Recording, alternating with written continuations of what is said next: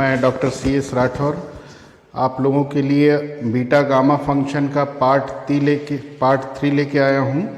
ये अंतिम पार्ट है बीटा एंड गामा फंक्शन का। इसके पहले 2 वीडियो और अपलोड कर चुका हूँ। उन दोनों वीडियो में हमने बीटा और गामा फंक्शन के बारे में डिटेल में जाना, उनके बीच रिलेशन देखा, और इस वीडियो में हम देखेंगे गामा और बीटा फंक्शन से रिलेटेड कुछ प्रॉब्लम्स। तो आइए देखते हैं इससे रिलेटेड कुछ प्रॉब्लम्स।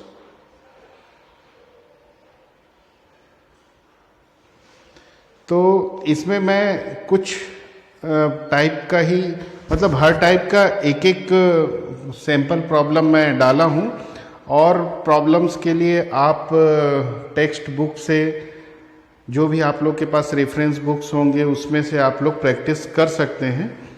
तो हर टाइप का एक एक प्रॉब्लम यहाँ पे मैं कोशिश किया हूँ इस वीडियो में रखने के लिए।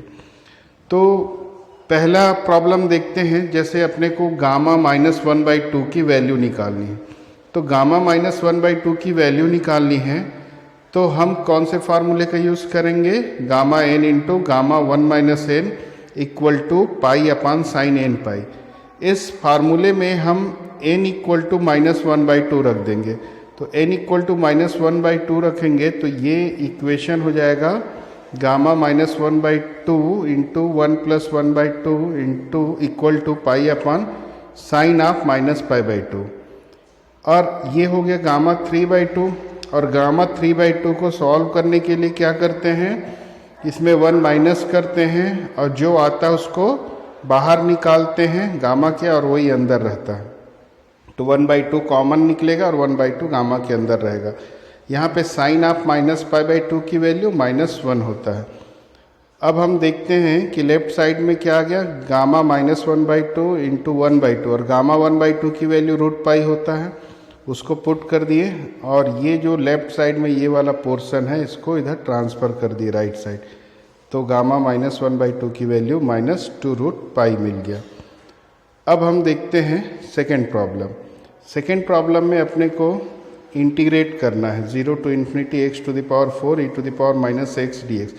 ये सब प्रॉब्लम बहुत इजी है, बस अप्लाई कैसे करते हैं जो भी बीटा गामा फंक्शन का कॉन्सेप्ट है उसके लिए बस ये मैं यहाँ बता रहा हूँ।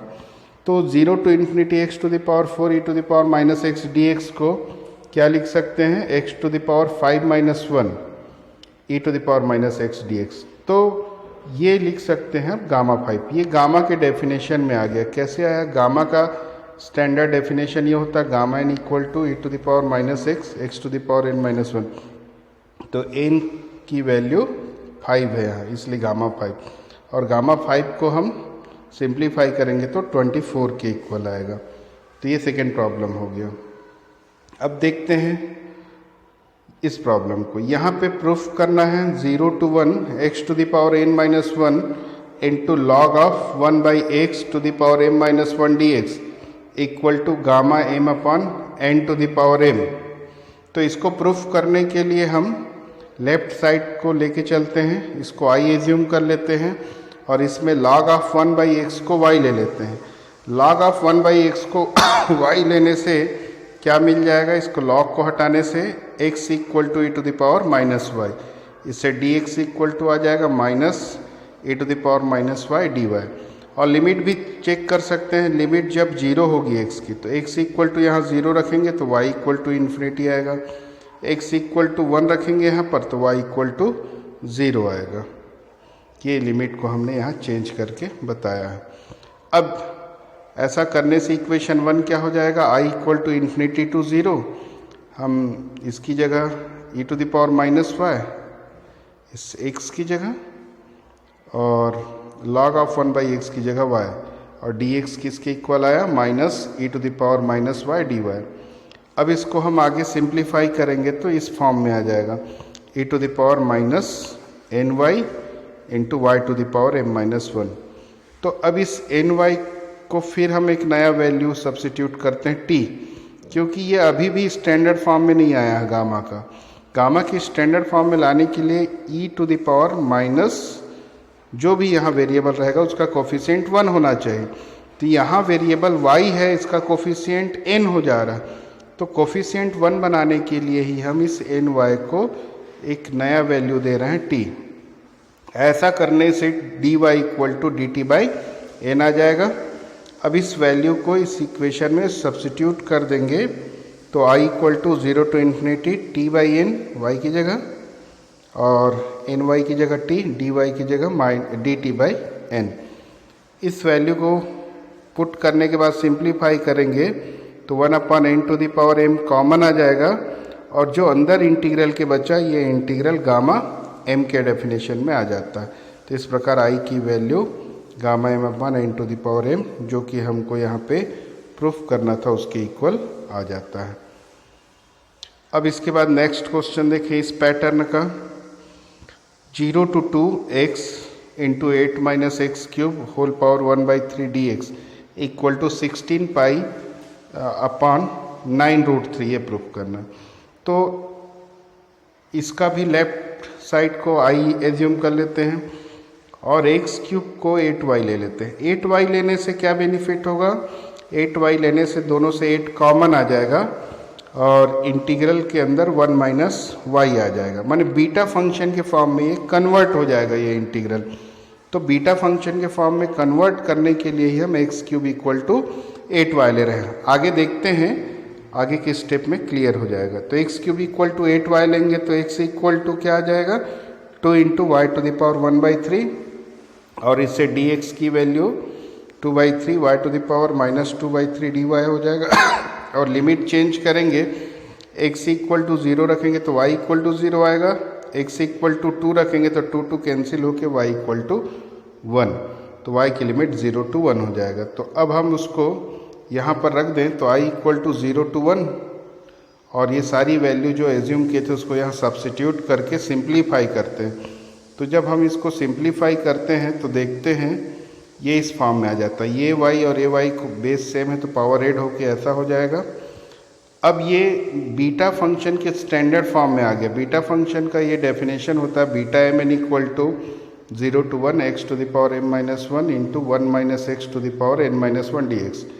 तो इस फॉर्म में लिखते हैं अब इसको, तो -1/3 को 2/3 माइनस 1 लिख सकते हैं, 1/3 को 4/3 माइनस 1। तो बीटा की स्टैंडर्ड फॉर्म में आ गया, m और n की वैल्यू यहाँ पर 2/3 और 4/3 है, तो इसको हम इस इंटीग्रल को लिख सकते हैं बीटा 2/3 4/3।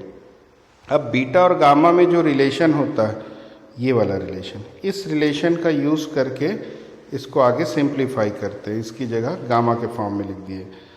अब गामा 2/3 इंटू गामा 4/3 अपन गामा 2/3 प्लस 4/3।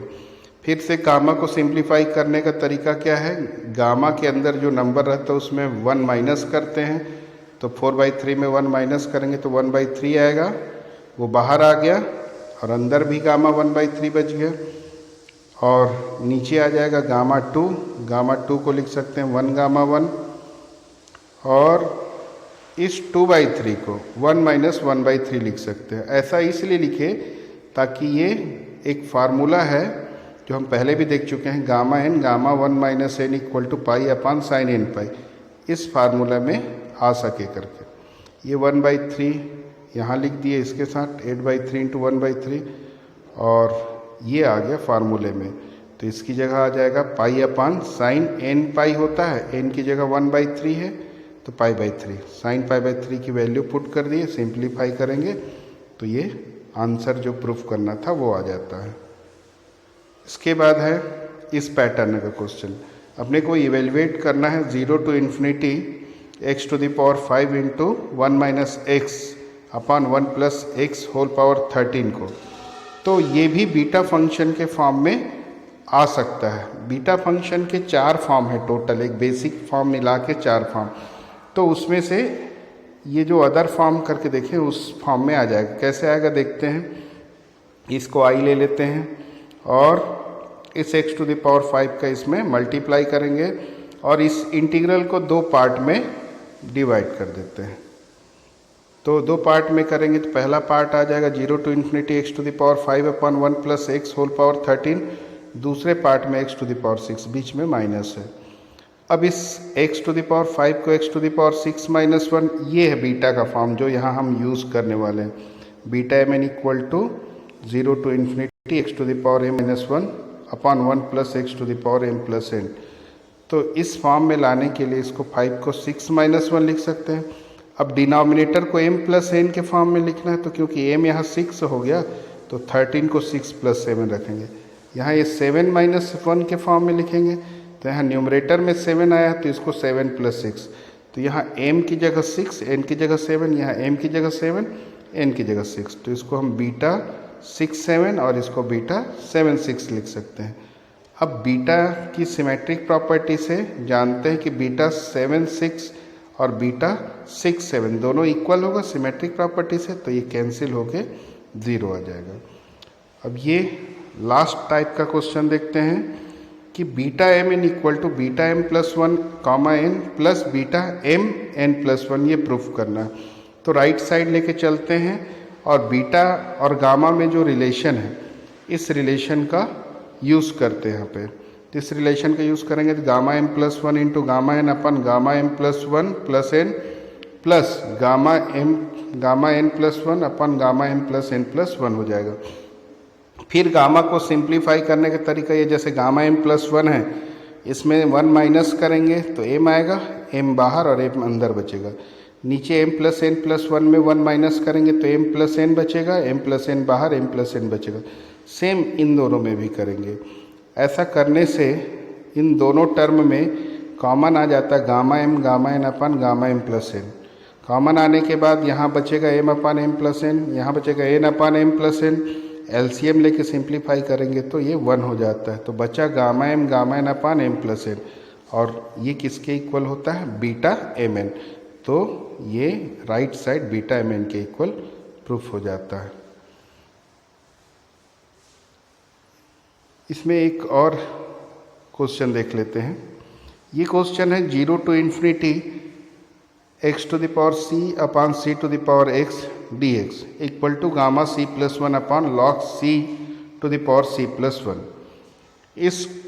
इसके भी लेफ्ट साइड को हम i एज्यूम कर लेते हैं और c to the power x को e to the power t। अब हमको यहाँ पर पता कैसे चलेगा कि c to the power x को e to the power t लेना है, क्योंकि हमको जो प्रूफ करना है उसका राइट साइड देखें, गामा c प्लस 1 लाना है।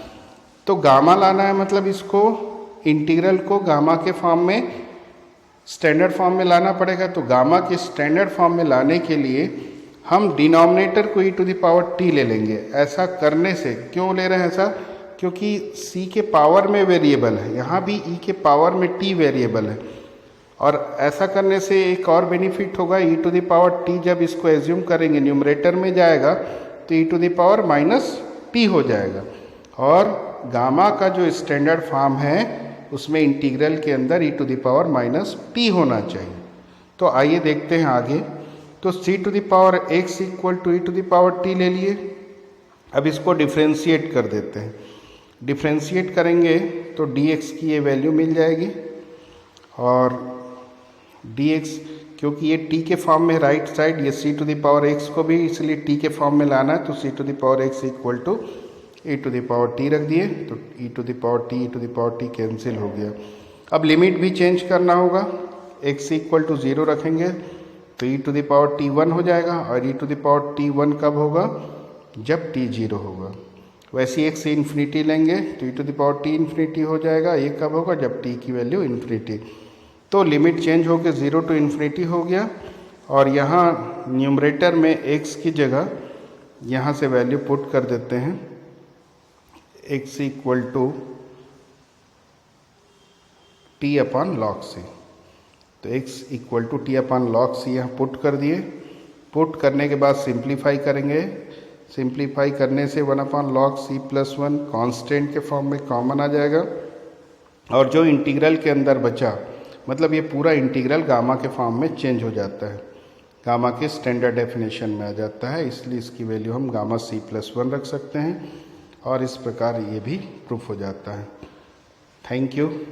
अब इस प्रकार बीटा और गामा फंक्शन के सारे कॉन्सेप्ट्स और सारे टाइप्स के प्रॉब्लम्स का एक एक सैंपल मैं यहाँ पे बता दिया हूँ। और बाकी और प्रॉब्लम्स प्रैक्टिस करने के लिए आप टेक्स्ट बुक रेफरेंस बुक्स का यूज़ कर सकते हैं।